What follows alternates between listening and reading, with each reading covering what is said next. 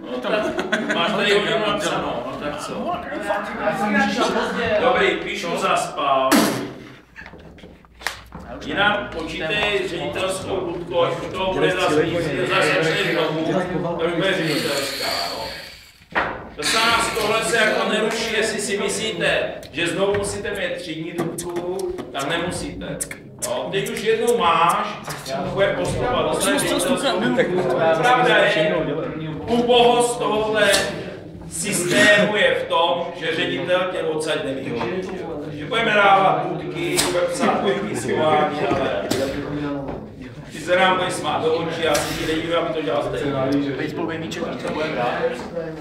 Takhle daleko jsme to dotáhli, ty demokracii naší zasraný. Z demokracie se stala anarchie. Anarchie! Je pátek 21. Nedávám.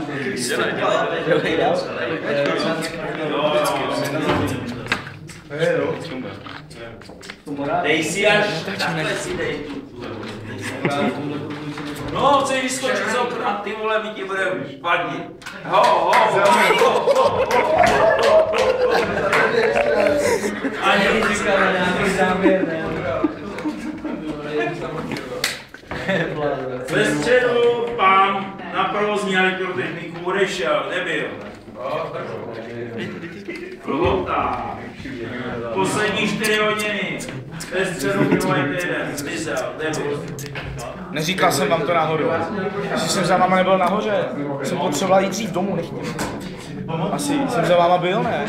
Je to možný, až krát? Kdy? Ve středu minulý týden. To je ta lítačku, jak jsme si šli zařídit. To jsem vám říkal. Ve středu minulý týden.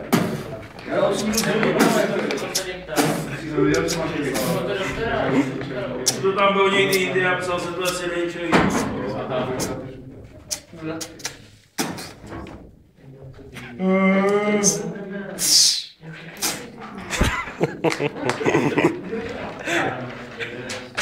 Tebe teda v těch golticích musí mít radost. Jsem furt doma. Jo, nechodíš náhodou třeba do hospody nebo tak. Jo, to jo. Jo, se vidět spojené, vole, když tě vidí, tak vyčepí, utíká od toho, nebo od čepu. Flejkač.